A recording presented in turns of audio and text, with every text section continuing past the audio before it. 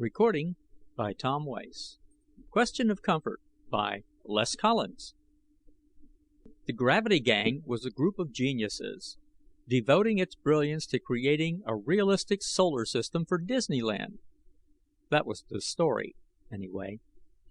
No one would have believed all that stuff about cops and robbers from outer space. My job, finished now, had been getting them to Disneyland. The problem was bringing one in particular, one I had to find. The timing was uncomfortably close. I'd taken the last of the yellow pills yesterday, tossing the bottle away with a sort of indifferent frustration. I won, or lost, on the validity of my logic, and whether I'd built a better mousetrap. The pills had given me 24 hours before the fatal weakness took hold. Nevertheless, I waited as long as I could. That left me less than an hour. Now, strangely, as I walked in the eerie darkness of an early morning, virtually deserted Disneyland, I felt calm. And yet, my life depended on the one I sought being inside the tour building. I was seeking a monster of terrible potential, yet so innocuous looking that he'd not stand out. I couldn't produce him. Couldn't say where in the world he was. Nevertheless, he was the basis, the motivation second only to mine.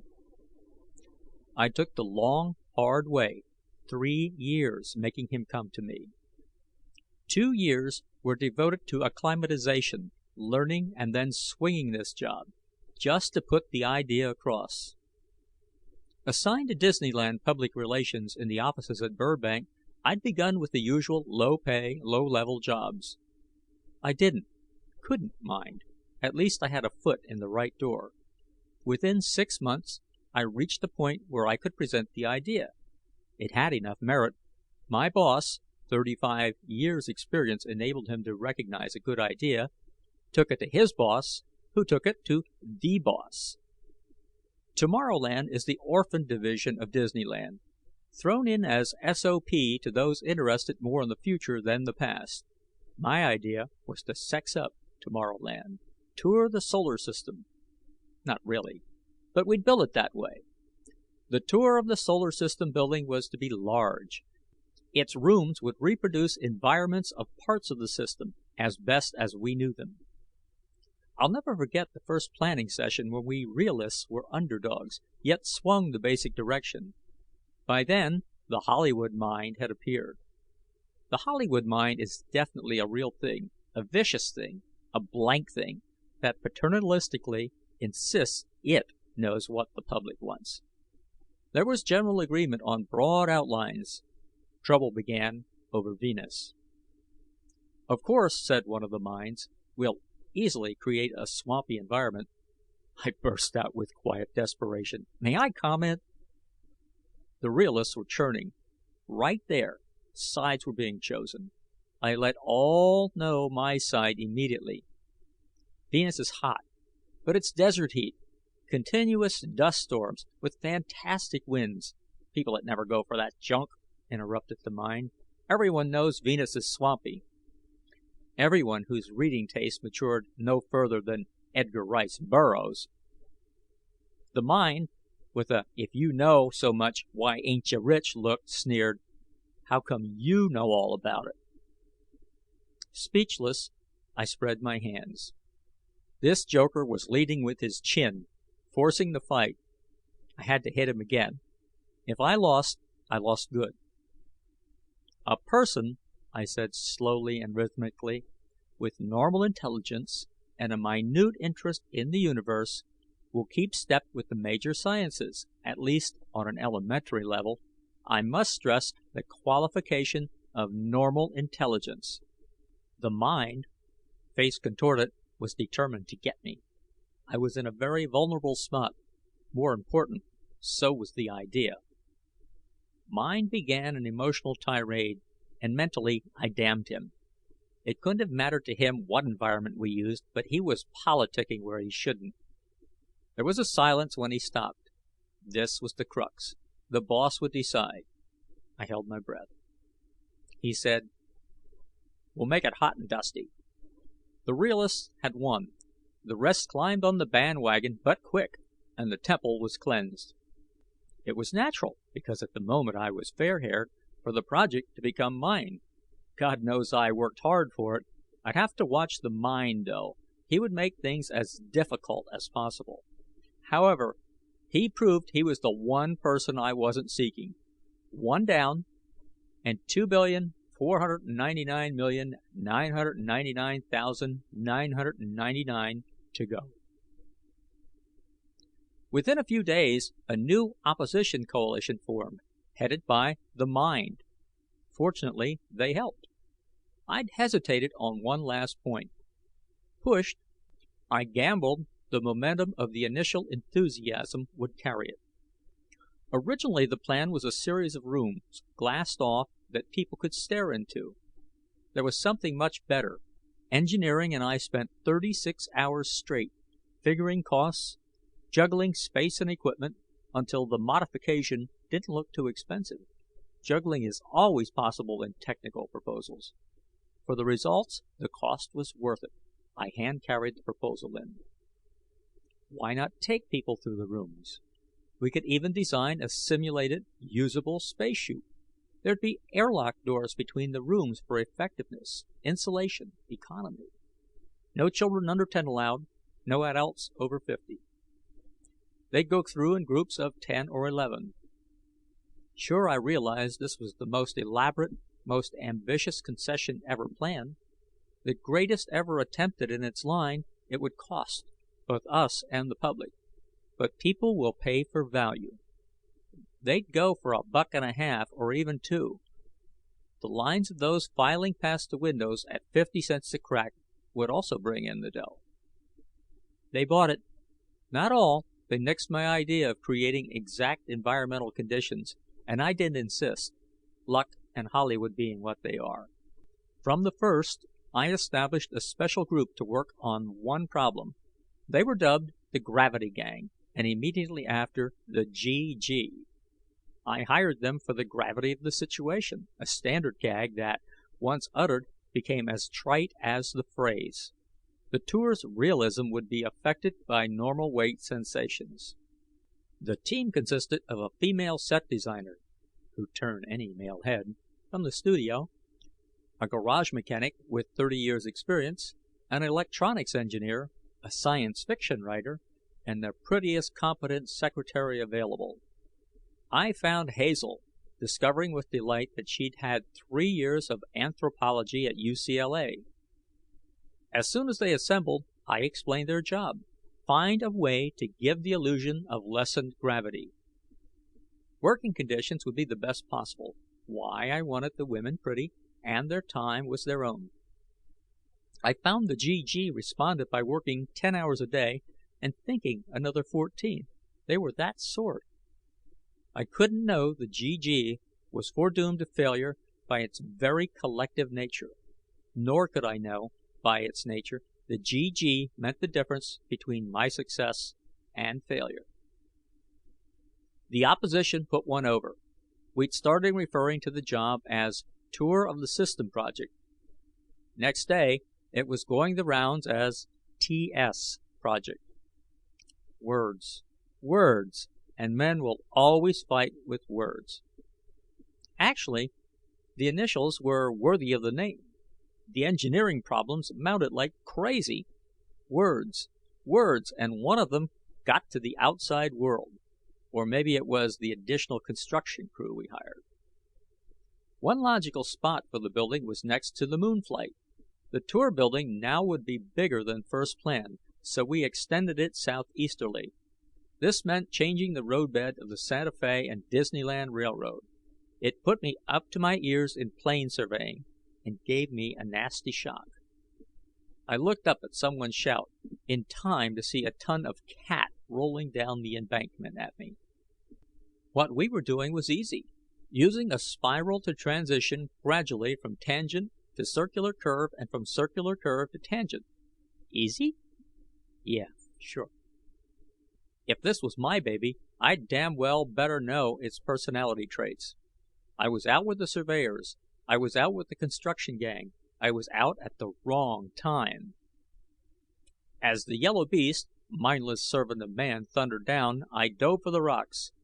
Thank God for the rocks. We'd had to import them. The soil in Orange County is fine for oranges, but too soft for train road beds. Choking on the dust, I rolled over. The cat perched, grinning drunkenly, on the rocks. The opposition, or an accident? Surely the mind wasn't that desperate. But I was. I had to keep the idea alive, for myself as well as completion of the original mission. Several million hands pulled me out. Several million more patted away the dust. Motionless, I'd just seen the driver of the cat. Seen him, and was sorry. He stood tall but hunched over, gaunt with pasty skin, vapid eyes, and a kind of yellow, nondescript hair. It wasn't the physical characteristics, very similar to mine, that bothered me. Once, after an incomplete pass, I'd been told by a young lady that I was a thin, sallow lecher. I was swept by waves of impending trouble, more frightened of him than of the opposition in toto. Then, relieved, I realized the man wasn't the one I was expecting. Back in my office, I wasn't allowed the luxury of nervous reaction. Our spacesuit man wanted an okay on design changes. Changes? What changes? Oh, yes, go ahead. A materials man wanted to know about weight. I told him where to go for the information. A written progress report from the GG briefly, sardonically said, "All the talk about increased costs and lowered budget has decided us to ask if any aircraft, missile, or AEC groups have come up with anti-gravity. It'd be a lot simpler that way. Love and kisses." I shrugged, wrote them a memo to take a week off for fishing, quenching, or reading Van S. on the Pleistocene stratigraphy of Java. I didn't care, as long as they returned with a fresh point of view. Things were hectic already, less than 4 months after we'd started. And we hadn't much to show, except a shift in the roadbed of the SF&D R&R. The opposition, growing stronger each day, could sit back and rest the case, with nothing more than a smug, needling, "I told you so" look. The day finally came when we broke ground for the building. It was quite an achievement, and I invited the GG to dinner. I'd been drawn to the bunch of screwballs, the only name possible, more and more. Maybe because they were my brainchild, or maybe because lately they were the only human company in which I could relax. The hotel is a half-mile south of Disneyland. I arrived early, hoping to grab a ginger ale. Our set designer, Frank, christened Francis, caught me at the door. "Wanted to buy you a drink. This is the first time we've met socially." That was true. It was equally true something bothered her. Damn it. Trapped I'd have to drink. We ordered, and I mulled it over. Waited, but she said nothing. The drinks came. I shook several little bright yellow pills from the bottle, swallowed them, then drank. Frank cocked her head inquisitively. "If you must know, they're for my ulcer." "Didn't know you had one." "Don't, but I'll probably get one any day." She laughed, and I drank again. I should do my drinking alone, because I get boiled incredibly fast. It happened now. 1 second, I was sober. The next, drunk. Resting a cheek on a wobbly palm and elbow, I said, "Has anyone ever said you are the most beautiful?" "Yes, but in your present state, it isn't a good idea for you to add to that number." I shifted to the other forearm. "Frank, things might be different if I were a thin, sallow lecher. What a nice compliment." "Uh-huh. Especially since I work for you, nominally, anyway." "Uh-huh. Nominally. Bosses should not make passes at gals who work as lower classes." "Uh-huh. Familiar." "But you are, and getting more so daily." "Uh-huh. Are what?" I asked in surprise. "Thin. Tired.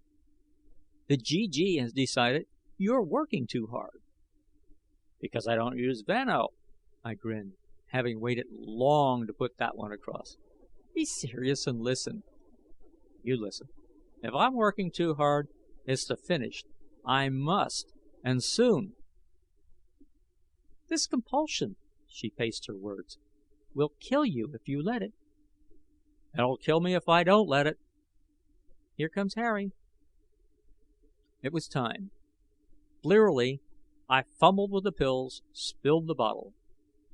Frank helped me gather them up as Harry arrived. He said, a look of worry on his gaunt gray features, "The rest of us are waiting." Concerned, Frank asked, "Think you're able?" "Any time you say," I answered in a cold, sober monotone. She flushed, knowing I was sober, not knowing certainly if I were serious. When we were seated, I said enthusiastically, "Chateaubriand tonight, gangsters." The GG did not react as expected. Dex, the electronics engineer, said quietly, "If it's steak when the ground is broken, what'll it be when the thing is finished?" "A feast for all the animals in the world, just like Suleiman bin Daoud." This from the GG writer, Mel. Their faces showed the same thing that bothered Frank. Harry said, "We have something to do." "Well, do it." I tried weak joviality. "It can't be anything of earth-shaking gravity." Hazel, long since accepted as a GG member, replied, "It's just that we're resigned." "What?" "We've produced nothing in months of sustained effort. That's why we're resigning," Dex replied disgustedly. Frank touched my arm, said softly, "We've examined every angle. With the money available, it's just impossible to give a sensation of changed weight. And we know they've been pressuring you about us being on the payroll." "Wait," desperately. "If you pull out, everything will go. The opposition needs only something like this. Besides, the GG is the one bit of insanity I can depend on in a practical world. The prop for my judgment." Harry. "Clouded judgment." Mel. "Expensive prop." Having grown used to their friendly insults, I sensed their resolution weakening, felt the pendulum swinging back. The waitress interrupted with news of an urgent phone call. It was the worst possible time for me to leave, and the news I got threw me. Feeling the weight of the world, I returned. "Can't be in two places at once," I said bitterly. "Go ahead without me. I'm leaving." "Wait a few minutes," Mel said, between bites of steak. "We want to resign. Sit down." "Damn it, I can't. I spoke to the boss. I've pulled a boo-boo, but big." "What happened?" "Bonestell will do the backgrounds, but he has to know what rocks we're putting in the room." "What rocks are we?" "Anybody have an idea what the surface of Mars looks like?" "God, how could I have missed that?" "Sit down," Dex said casually. "We want to resign." Hazel added, "You can have your rocks in 24 hours. We worked it out weeks ago. I did read Van Ez, and Harry has prospected, and Dex knows minerals, and Mel pushed his way through Tyrell's Principles of Petrology."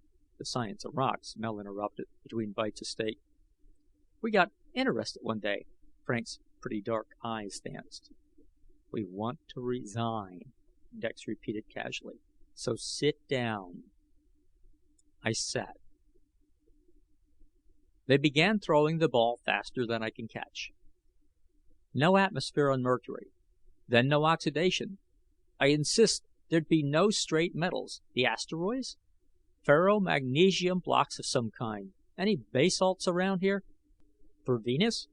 Grab a truckload of granodiorite, the spotted stuff, from the Sierra Nevadas, and tint it pink. Lateritic soils for Mars? You crazy? Must have water in a subtropical climate." It hit me. A valid use for the GG. One that already saved money. Make them a brain team, troubleshooters, or problem solvers on questions that could not be solved. I said, "Fine. Go ahead. About your resignations." Mel said something indistinguishable. I'd caught him on a bite of steak. Hazel, belligerent, demanded, Are you asking us to resign? Apparently I wasn't. So they stuck, and another crisis was met. Unfortunately, by then, I'd forgotten the shock and warning I got from the cat.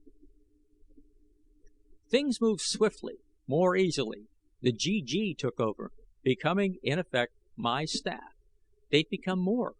5 different extensions of me, each capable of acting correctly. As a team, they meshed beautifully. Too beautifully, at one point. Dex and Hazel were seeing eye to eye, even in the dark, and I worried about the effect on the others. I might as well have worried about the effect of a light bulb on the sun. They married or some such, refused time off, and the GG functioned, if anything, better. It was almost indecent the way the 5 got along together. A new problem arose: temperature. We weren't reproducing actual temperatures, but the rooms needed a marked change for reality's sake. I'd insisted on that, and having won the point, was stuck with it. It was after 2 a.m. I was alone in the office. The sound of the outer door closing startled me. Footsteps approached. I hurried to clean my desk, sweeping the bottle into the drawer. "You're up too late. Go home." Frank had a non-arguable look in her eye. "You're supposed to be getting sleep." "I am. Far more than before you guys began helping, but with all that extra sleep, you're looking worse." "I don't need any more sleep," I said angrily, then tried diversion. "Been on a date?" "Yes, but I thought I'd better check on you." She moved close to the desk, and I remembered the last time we'd been alone, in the bar. Now I was glad I wasn't drunk. "What the devil are you up to?" She pawed through the desk drawers, finding what you tried to hide. "Wait, Frank!" I yelled, too late. She looked at the bottle, then me, with a strange expression. A little pity, not patronizing, but mostly feminine understanding. "Soda pop?" "Of course. You don't like alcohol, do you?" "No," gruffly. Her eyes blinked rapidly as though holding back tears. "I know what's the matter with you. I really know. There's nothing the matter with me that beating this mess won't solve." We hadn't heard Mel enter. He leaned casually against the door. "Terrific idea for a story." I shrugged. "Seems to be homecoming night." "Not quite." He glanced at his watch. "But wait another few minutes." He was right. Harry, out of breath, was the last of the GG to arrive. "Now what?" I asked. "Surely this meeting isn't an accident." Dex said thoughtfully, "No, not really. But it is in the sense you mean.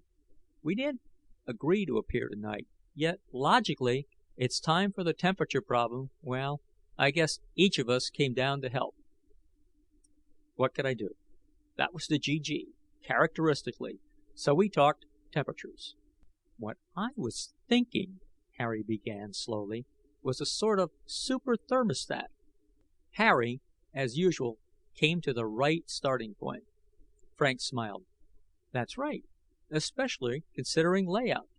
Venus and Mercury are hot, the others cold. What about a control console that'll light when the rooms get outside normal temperature range? Then the operator—" "Hey, why an operator?" Mel questioned. "We ought to make this automatic." He grinned.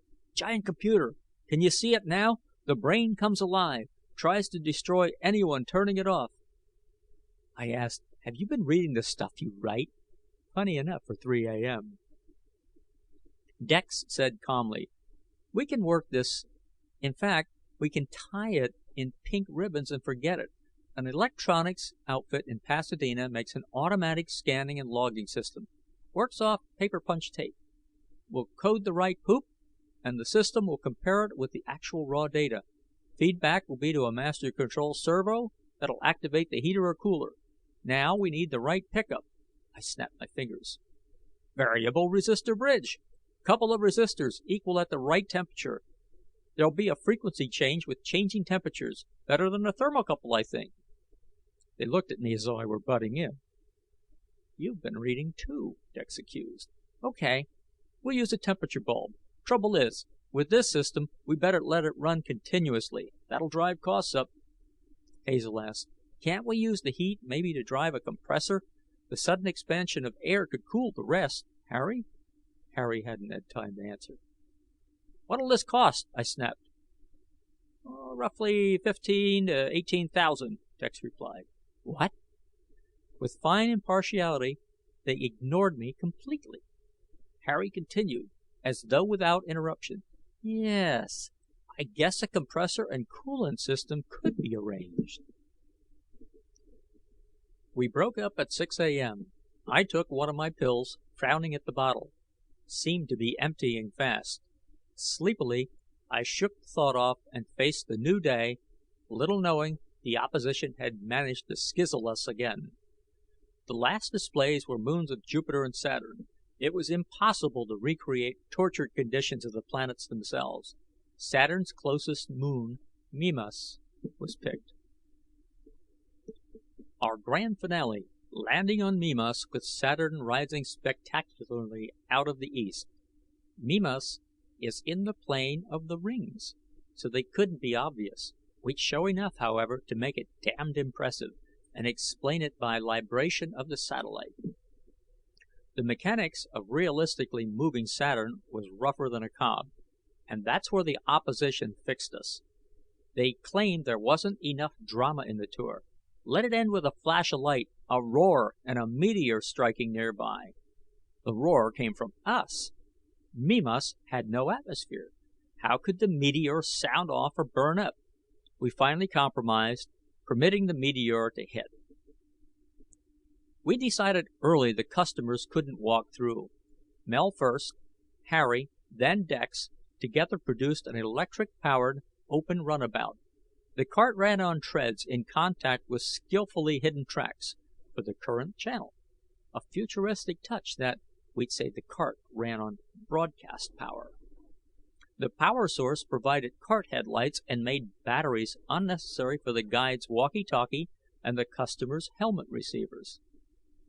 Mimas' last section of track was on a vibrating platform. The cart tripped a switch. When the meteor supposedly hit, the platform would drop and rise 3 inches, fast, twisting while it did. "Enough," Mel said grimly, "to shake the damn kishkas out of 'em." We cracked that one just in time for another. It began with Venus, as most of my problems had. We planned constant dust storms for Venus. Real quick, there'd be nothing left of the Bonus-Stell's backgrounds but a blank wall from mechanical erosion. And how did we intend glass? Too easily scratched. Lord, another one. How will the $50 customers be able to see inside? Glass in one of those silicon plastics? Better, but Harry beat it. Glass, plastic, and a boundary layer of cold air jetted down from the ceiling, in front of the background painting and back of the look-in window. I was glad, for lately Harry had begun to age. Thin and gray, he showed the strain, as did all of us. We were sitting in an administration office at the park. I now recognized the symptoms. When the GG had no real problems, its collective mind usually turned to my health. I wouldn't admit it, but I felt a little peaked. Hell, bone-tired, dog-weary pooped.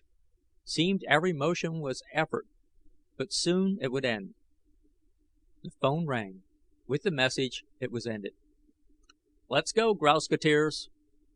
There was almost a pregnant pause. 6 months, conception of the idea to delivery of the finished product. 6 months, working together, fighting men, nature, and the perversity of inanimate objects. All of this now was done. No one moved. Frank verbalized it. "I'm scared." She sounded scared. "Better than being petrified, which I am," I answered, "but we might as well face it." We dragged over to the TS building, an impressive structure. The guide played it straight, told us exactly how to suit up.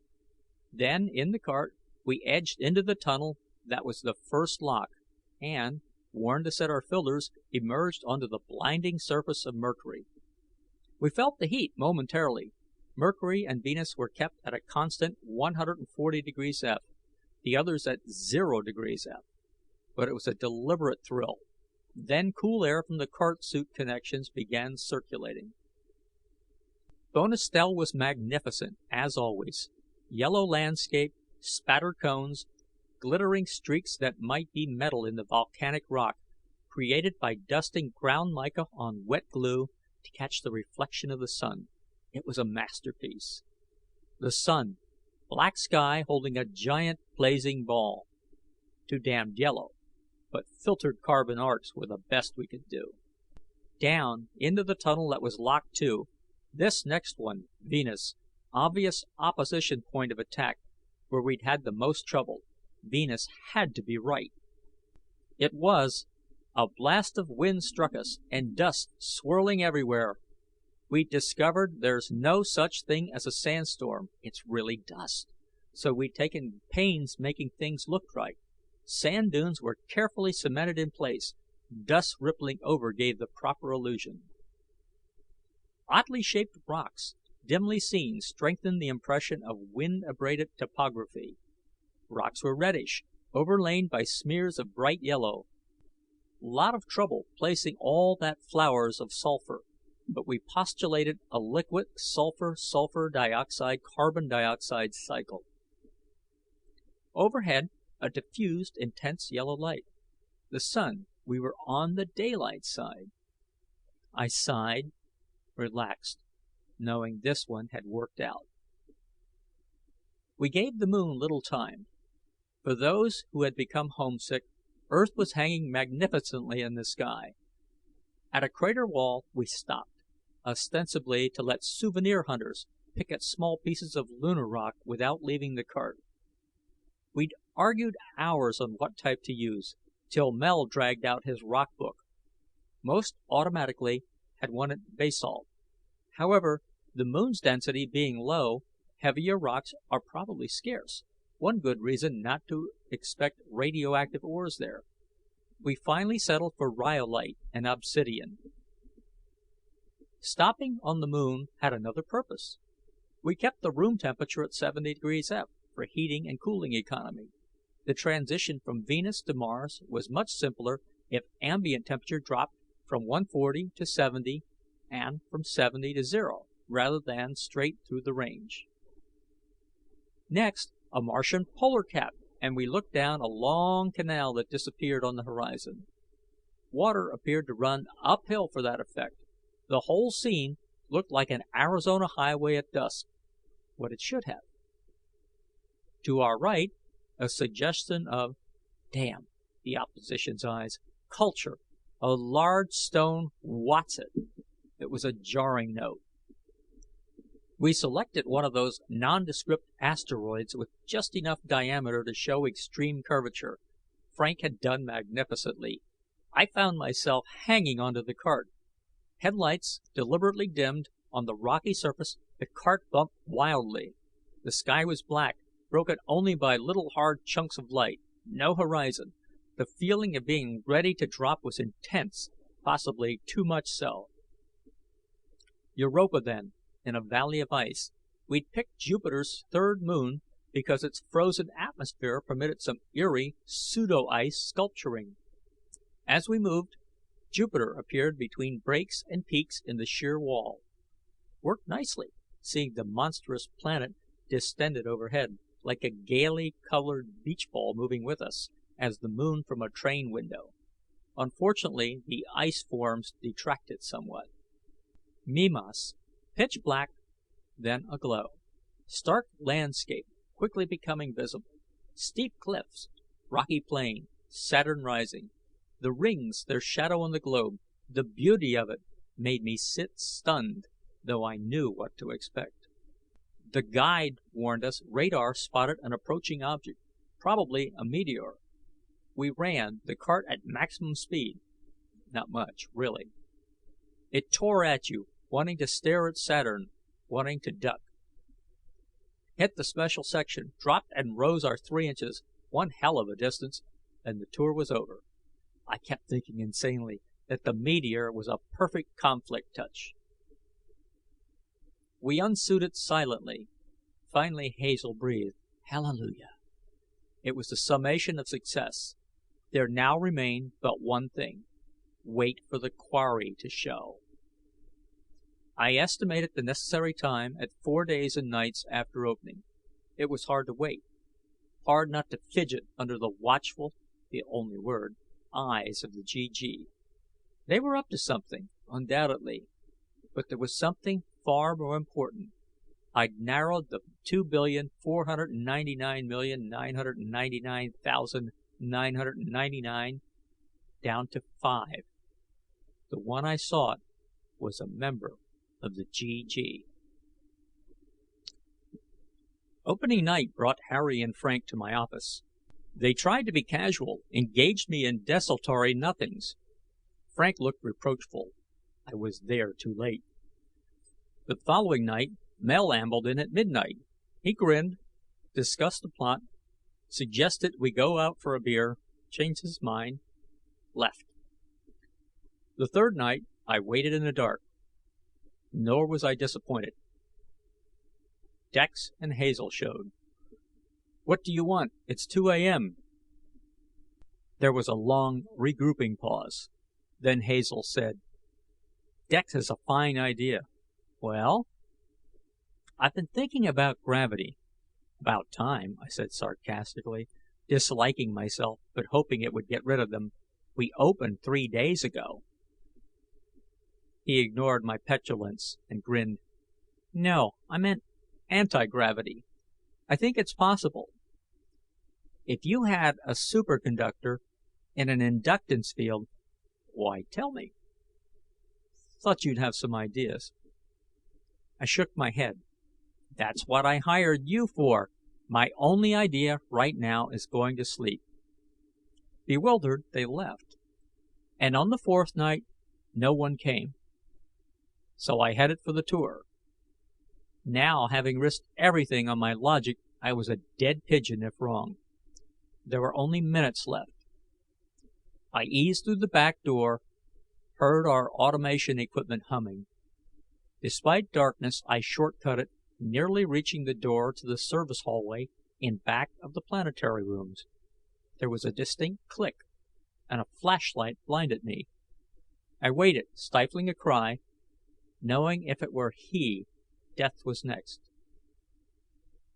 Death never spoke in such quiet, sweet tones. Frank asked, "What are you doing here?" Frank, not you." Surprise shocked me. The light, her voice, the sudden suspicion. Still, diversion and counterattack. "Perhaps you've the explaining to do," I said nastily. "Why are you here?" Her wide-eyed ingenuousness making me more suspicious, she answered, "Waiting to see if you'd appear." Then she stopped being truthful. "You forget. We had a date." "We didn't have any damn date," I said flatly, hurting deep within. "All right. I want to know why you're still driving yourself. It isn't work. That's finished." The way she talked made me hopeful. Maybe she wasn't the one. And then came fear. "Frank, if he's here, you're in danger. The monster respects nothing we hold dear. Law, property, dignity, life. There was one way to find out. Make her leave." I wrenched the flashlight from her, smashed it on the concrete floor. "I mean this. Get the hell out of here and stay out." She said distastefully, "I've seen it happen, but never this fast. You've gone Hollywood. You're a genius. You're tremendous. Forgetting other people who helped. Go ahead with your mysterious deal, and I hope we never meet again." I struggled with ambivalence. This might be a trick. If not, Frank now hated me irreparably. No time to worry about human emotions. Not anymore. Nausea reminded me of the primary purpose. I continued down the dark hallway, listening for Frank's return, hoping she needn't die. Light was unnecessary. I knew the right door. Because it started here, it would end here. Quickly, silently, I slipped inside the Venus room. With peculiar relief, I realized Frank wasn't it. My nose led me right to the monster. In an ecstatic, semi-stuporous state, smelling strongly of sulfur dioxide, he couldn't have been aware of me. Couldn't? It took you long enough. He didn't bother to turn from the rock he was huddled against. I had to be sure. I felt anything but the calm carried in my voice. No wonder the GG got the right answers, with you making initial starts. Say, were you responsible for the cat that rolled at me? An accident. Obviously, I wanted this room built as much as you. Harry, now undisguised, languorously turned. Your little trap didn't quite come off. A danger in fighting a superior intellect. No trap. I had a job to do. It's done. Job? Job? Infuriated, leaping to his feet, he shouted, "Speak the native tongue, filth!" What's the use? Because of you, I'll never again have the chance. And you no longer have a native tongue. Who were those judges, he asked bitterly, to declare me an outcast? Representatives of an outraged society. I almost lost my temper, thinking of this deviant's crimes. You were lucky to get banishment instead of death. He grinned. So were you. True, I tried to find the proper place where you'd have some chance. He laughed openly. I fixed the ship nicely. You don't understand at all. I counted on your being a hero, trying to save us, so I escaped. For 3 years only? What do you mean? One of us won't leave here. Harry frowned, then tried cunning. Aren't you being silly? We are hopelessly marooned. Surely there are overriding considerations to your childish devotion to duty. I shook my head. This is too small a room for us. Even if I trusted you, I couldn't allow you at this naive young world. Voices suddenly approached. The GG? Harry questioned. Didn't know they were coming. Desperately, I looked about. Found an eroded mass. Hide there. I'll get rid of them. You'd better. We have business. Possibly. It was the only time I've agreed with him. Mel and Dex came in. I called. Over here. Dex snapped his fingers. Knew it was Venus. Mel wrinkled his nose. Sulfur dioxide, too, like we figured. Soda pop? When I broke into that tender scene between you and Frank, that gave you necessary carbon dioxide. Right, am I not? Yes, why don't you guys leave me alone? Beginning to falter in the heat, they dripped perspiration. You could die in this chilly climate. Dex said, Listen for a second. We don't have to break up. Let's form a service organization, Problems Inc., or some equally stupid title. Very soon, we could afford a private bedroom, like this, for you to stay in all the time. Need only 2 or 3 nights in 10. Harry was moving restlessly. He couldn't wait much longer. Combination of oxygen, carbon dioxide, and sulfur under relatively high temperature is how I eat. Pills can substitute, but not for protracted periods. That's why I had to build this room. Couple of weeks and I'll be in the pink. As pink as you, anyway. Abruptly, I lay down, ignoring them. I had to make my friends go. Harry could literally have shredded them. Footsteps. The door closed. Relief and loneliness joined me, but only for a moment. His voice sliced the darkness. I'm a man of honor. I must warn you. If we fight, you'll lose. I escaped with far more pills than you. You're weaker. I said sardonically, with you stealing parts of my supply, that's probably the only truthful thing you've said. I've been in here 3 nights, adjusting my metabolism. He came at me then, not breaking his flow of speech. At home, I'd have been surprised at the dishonor. Instead, I was expecting it. He ran into my balled fist. If we'd been home, if, at full strength, I could have broken his neck with a blow. Now we simply rolled back and fell. Laughing, he attacked again. We were weak as babes and fought like it. Clumsily, slowly, we went through the motions. He'd been right. He was a little stronger, and the relative difference began to tell. Soon I was falling from his blows. Hands on my neck, he kneed me hard in the stomach. Violently ill, I felt the sulfur dioxide rush from my lungs. I remembered one trick they taught at school, and I used it. Unable to break his hold, I managed to get my hands around his throat. We locked, each silent. Silently, until I felt my last reserves going, until the crooning of the Song of Eternity began. This couldn't happen, not to this planet. With all my strength, I gave one last squeeze, but it failed. From somewhere, light years away, I heard Frank. Realized I'd played the fool. She'd been working for the monster.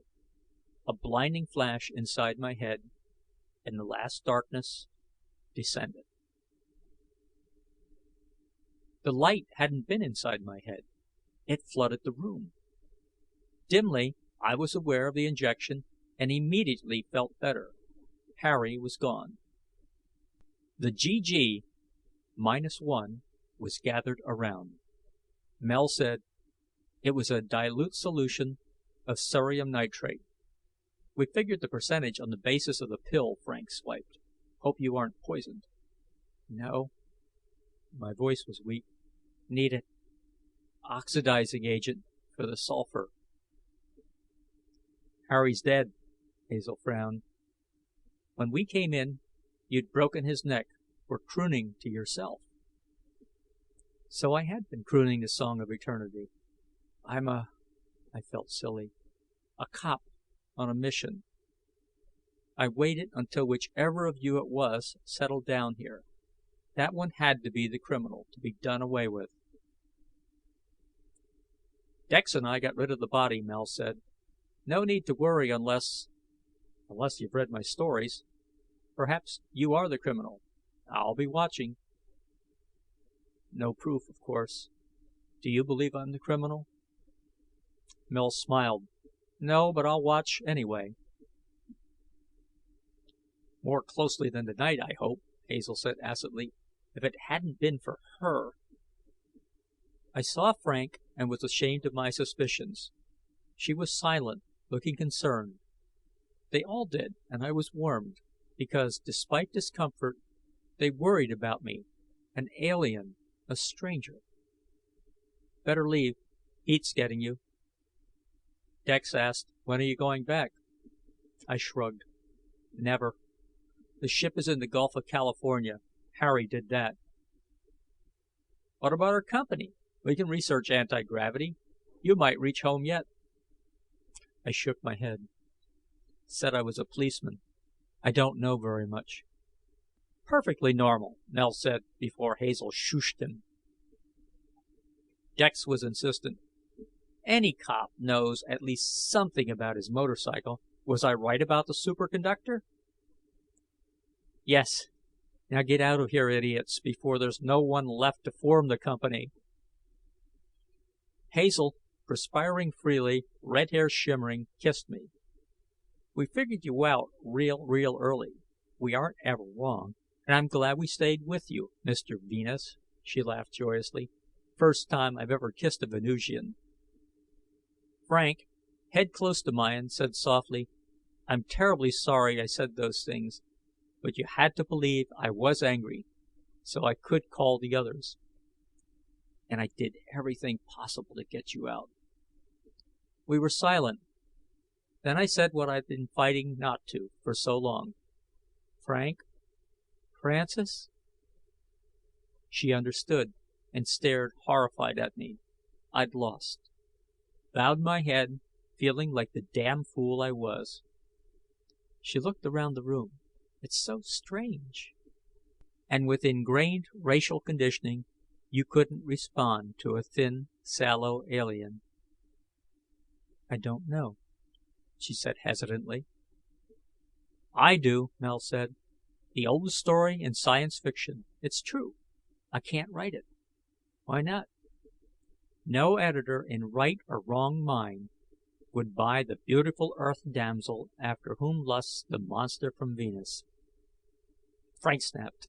He isn't a monster, and his manners are better than many writers I could name. Her voice trailed off with awareness of Mel's tiny smile, a smile that widened. He pulled her toward the door. What a story! We'll hold the wedding in a Turkish bath. Alone, I sighed, comfortable again after 3 years. I was grateful to the GG, and would do anything, within limits, for them. Yet my newly adopted planet needed protection. Babes in the woods, they'd be torn to pieces outside. Fortunately, the GG didn't know my meaning of policeman, my home's highest order of intellect. I'd assure the group finally getting anti-gravity and use of planetary lines of force, but not the hyperspace drive. Not for a good long while. I certainly couldn't destroy the GG's confidence. I couldn't hurt them. They were so sure about me. So sure they were never wrong. How could I explain I'd been looking for a decent, habitable planet like Venus to discharge my captive, that I was from another galaxy? End of Question of Comfort by Les Collins.